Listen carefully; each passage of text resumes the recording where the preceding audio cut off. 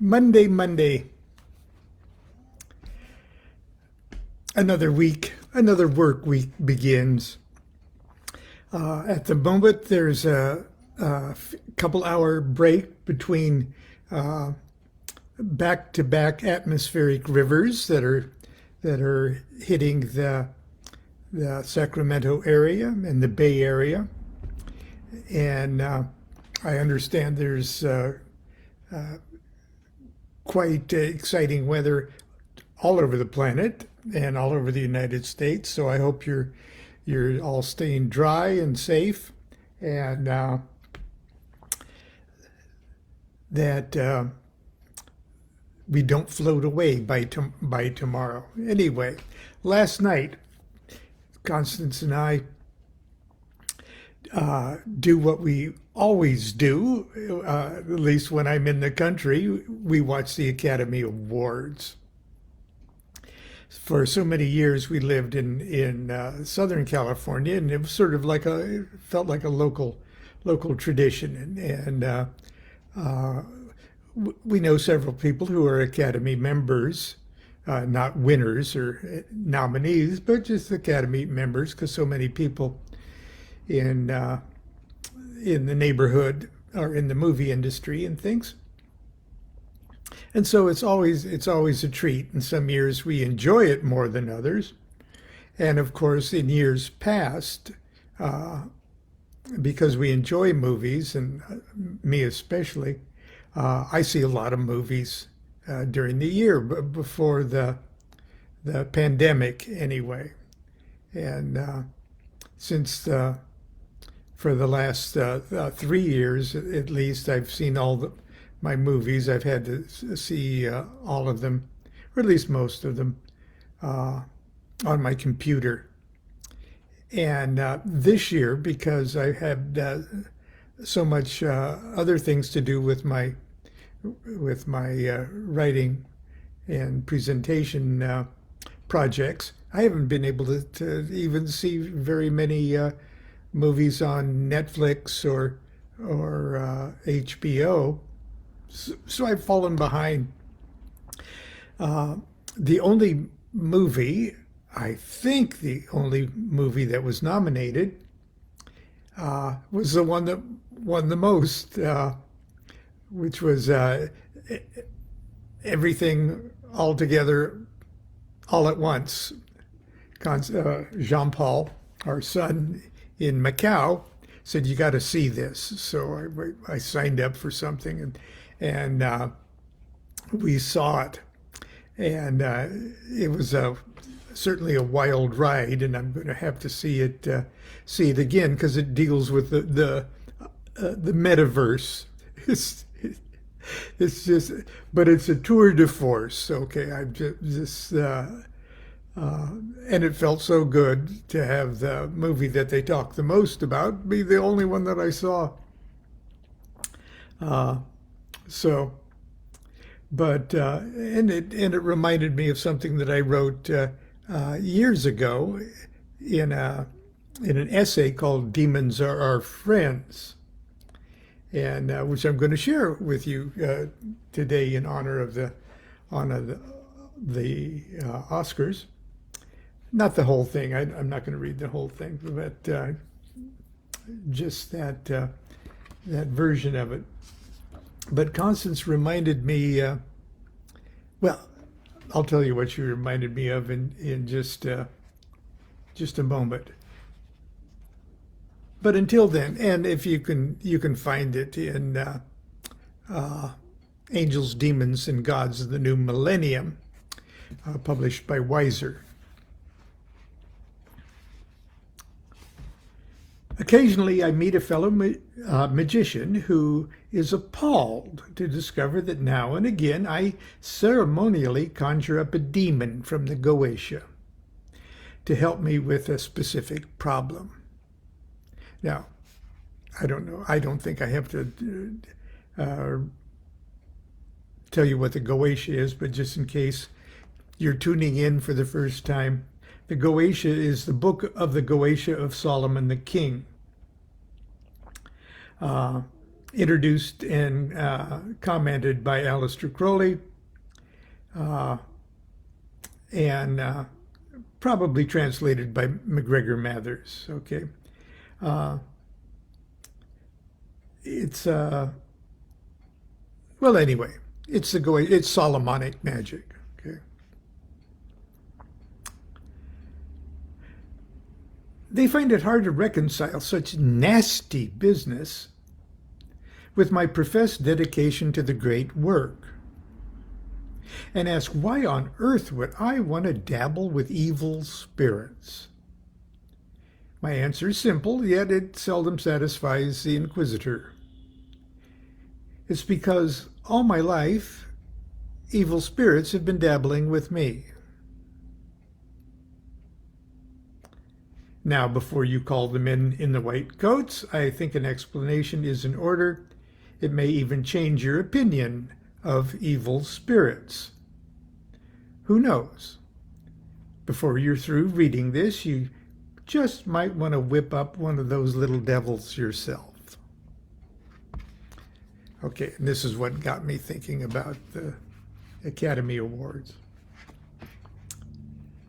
Under the heading, I'd like to thank all the little people who made this moment possible. Unquote. I've watched the Academy Award presentations for over 30 years. Well, now we're talking over 50 years, okay? I've yet to hear anyone actually mention little people. Nevertheless, each year at the podium, almost every award winner recites a litany of behind-the-scenes studio or production personnel whose talents and labors contributed to the success of the film. Artists, writers, technicians, trainers, contractors, subcontractors, individuals whose names are unfamiliar and whose faces we never see. They're recognized for their talents and are allowed for a fleeting moment to bask in the radiance of reflected celebrity. Sometimes, if the awardee is oblivious to the time constraints or particularly loquacious, owing to the inspiration of sincerity-inducing chemicals, he or she may ramble on to thank the agents who represented them, the spouses who supported them, the teachers who spanked them, and the parents who bred them. Gushing in the warmth of the footlights, it's likely the Oscar winner momentarily forgets all this ecstasy is the result of a torturous journey through hell. And that the roster of little people so graciously honored would have, if left to their own devices, done nothing to make this moment of glory possible. The parasitic agent, the lecherous casting director, the indifferent foreign studio heads, the jealous co-star, the drunken makeup artist, the writers who went out on strike, the felonious producer, and if we care to get Freudian, the blood-sucking ex-spouse, the sadistic teacher, the abusive parent. All these little people and their minions, just by being themselves, could have with equal effort contributed to the star's ultimate ruin. Instead, something intervened to focus this scattered legion of raw energy toward one constructive end, some great will. A director or a producer in a position of authority, armed with specific knowledge who to inspire, who to pay off, who to threaten, who to appease, who to seduce, who to extort, and perhaps even who to destroy. To assure that all the little people and the little people working under them were all laboring together for the success of the project. The student of practical occultism will, of course, recognize in the above scenario the characteristics of Solomonic magic, or Goetia. The movie-making impresario is the conjuring magician operating under the divine authority of the entity that holds the purse strings. The little people are the demons conjured at his or her command, and the offices, studios, laboratories, and workshops where they toil for their daily bread are the infernal abodes. And I make a footnote about the San Fernando Valley in this summertime, where a lot of these, it's near Hollywood, where a lot of these infernal abodes provide a place for the demons to labor. It seems deliciously appropriate that the Hollywood subculture would so ideally reflect the dramatis personae of a system of practical occultism considered by many to be black magic.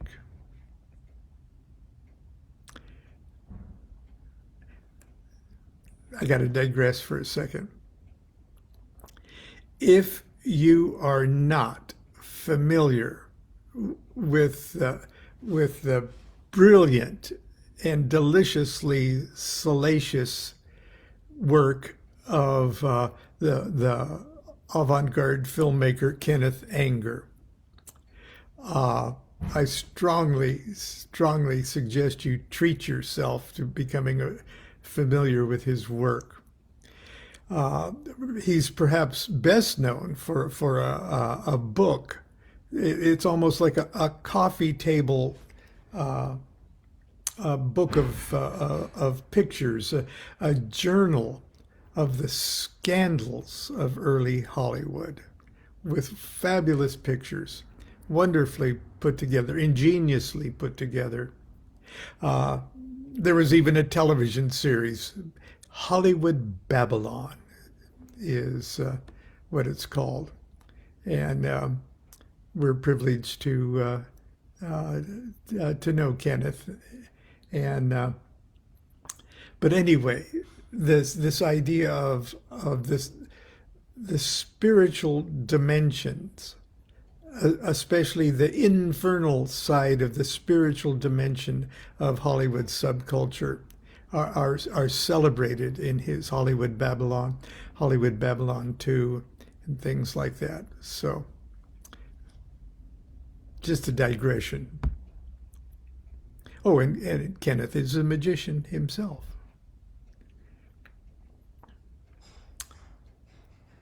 But we need look no farther than the circumstances of our own lives to see that we are all enmeshed in a complex web of magical evocations by which we attempt to exercise our will upon the world, or the world attempts to exercise its will upon us.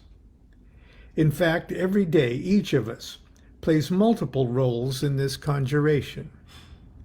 We're great and powerful magicians to the Little League team we coach, our employees, our students.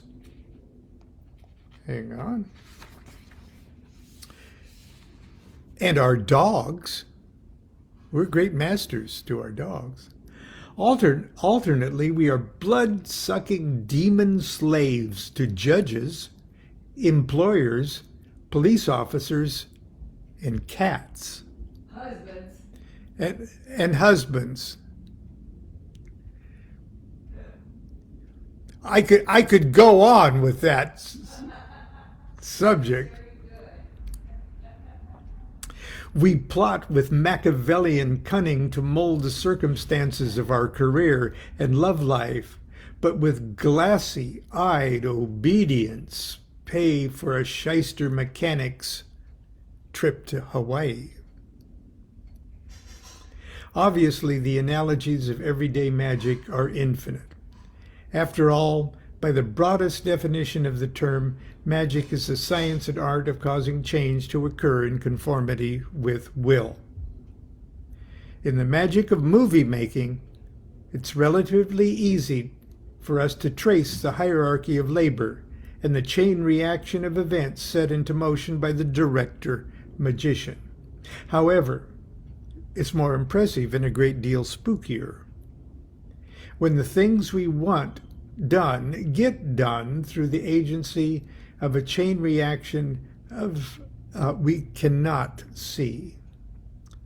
This is the magic of a more specific nature. And to wield this power, the magician must be willing to go to hell. And that's only the beginning of that little essay. But that's what we're going to touch on today. While I'm digressing, talking about Hollywood Babylon and the wonderful works of Kenneth Anger, I got another Hollywood story I've got to tell. I don't think I've told it to anybody but a Monday night class every once in a while. It was years ago, 1981 or something like that. Our lodge had just begun just a few years earlier. Our OTO lodge in Costa Mesa or Newport Beach, and I had met Kenneth Anger at an event right here in San Jose, as a matter. In Sacramento, at an event that he and Robert Anton Wilson, that same event I met Bob Wilson for the first time. Kenneth was speaking and premiering his new film, Lucifer Rising, that weekend here in Sacramento, and he was speaking and presenting at an event sponsored and organized by the local Sacramento OTO, called an infrasion. Okay, it was Kenneth Anger spoke. Grady McMurtry of the Caliph of the OTO spoke about Crowley. As a matter of fact, even Bob Wilson spoke about Crowley. He opened up his speech by saying, Aleister Crowley was an eye, but whose eye? No one knows, or something like that. But anyway, it was a wonderful cosmic event, and that's where I first met both Bob Wilson and Kenneth Anger. Well, when Kenneth Anger found that I was the lodge master of the Southern California OTO, it was the only lodge down there at the time. Of course, I invited him just like off my head, not thinking too much. Hey, next time you're down, come pay our lodge a visit, and we'll host you. We'll put you up. And sure enough, in just I don't know how many weeks later, I was contacted by him and said he was going to be in town and he'd be happy to accept our hospitality. So Kenneth Anger came to our house, stayed with us. He loved Constance's coffee. He was the perfect house guest. Not only that, he brought the cans of film. It was film, not electronic. It was film of Lucifer Rising, and he said he'd be happy to show it in our temple there in Costa Mesa, which was part of our house. And he'd show it if we could round up a projector. Well, of course, we rounded up a projector, and he we called the local lodge. It was a well-attended event. It was wonderful, and it was very gracious of him to do it. But at the time, there was he stayed with us. I don't know, 3 or 4 days, and we took him to the beach and things like that. But there was an event at the Academy of Motion Picture Arts and Sciences in Hollywood. There was an event which was a tribute to Rudolph Valentino. So that meant, well, anyway, and he wanted to know if I would like to accompany him to that event. I think he just really wanted me to give him drive him there, because he was there without a car, and but anyway, he said, would you like to go to the Valentino thing with me tonight at the Academy? And I said, sure, okay, and so we get in my Volkswagen bus, okay, or whatever it was I was driving. Whatever it was a jalopy. And we drove into Hollywood. And of course, the Academy headquarters there is in the heart of Hollywood. And he mentions, as we're rolling down the Sunset, he says, "Can we stop and pick up a friend of mine?" And I said, "Sure." And so it was around Highland there someplace, but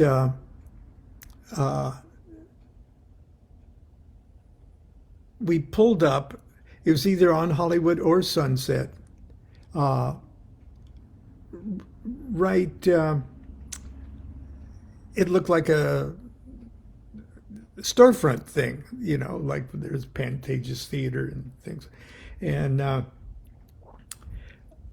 pull right up in the street, and out comes this sort of an elderly guy, and he gets in the car and greets Kenneth, and Kenneth introduces me to him, and he's introduced as Kenneth says, "Oh, this is Forrest Ackerman." Now, Forrest Ackerman, is the king of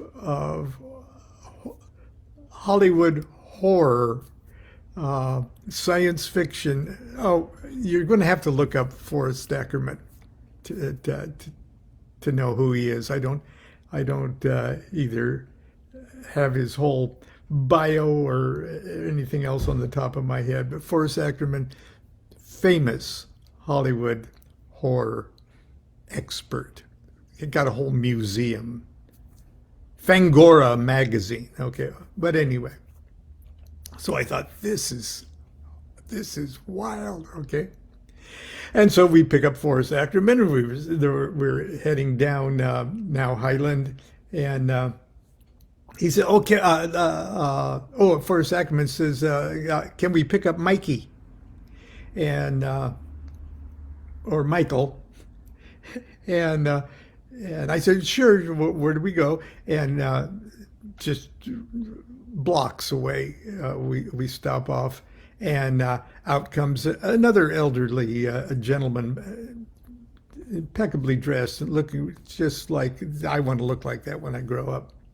And he gets in the car, and I'm introduced, and he said, "This is Michael Powell." and then they're talking to each other and they're carrying on, and just I don't recognize the name Michael Powell like I recognize Forrest Ackerman. And then we go to the Academy, and they've got a beautiful little theater, and the giant gold Oscars statues are flanking the proscenium on the stage and everything. And as we're and we file in, and we have very good seats, right, sort of right smack dab in the middle. So we get our seats, we settle down, and waiting for everybody else to file in. And the people who are filing in, because this is a Valentino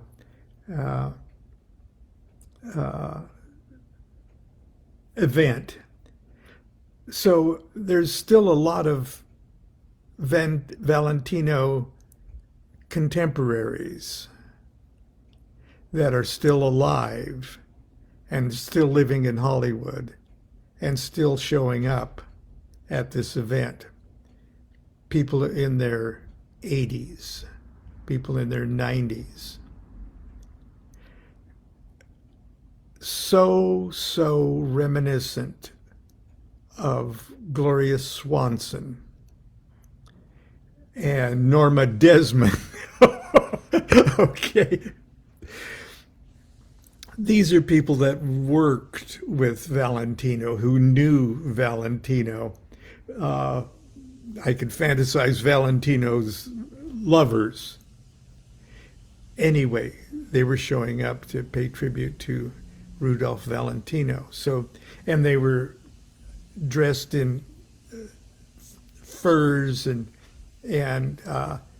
furs with animal heads on it, just that haven't been sold since the 20s. And anyway, so we're sitting there, and I'm just in awe of everybody. And Michael Powell, he's got a seat, but he's got to get up and go pee. Okay. And we've got minutes before the thing starts, so we say, hurry back. And some other people, old Gloria Swanson type gal, is looking for a place to sit, and obviously she's a star, or a bigwig of some kind, or was in the 20s, and she finds this empty seat right in the middle, right by me.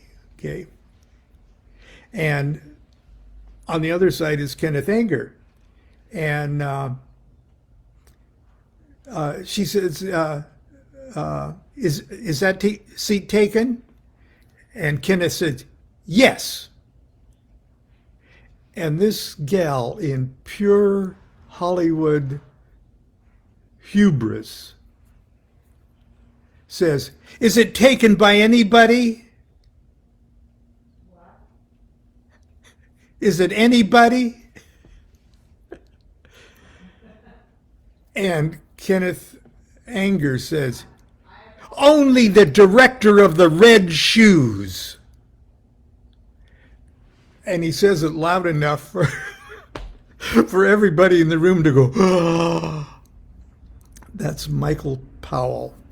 Okay, the producer of the Academy Award, the only Academy Award nominated ballet film of the 1950s. I'd seen the red shoes since I was a kid and go, that's just too awesome. That's weird. And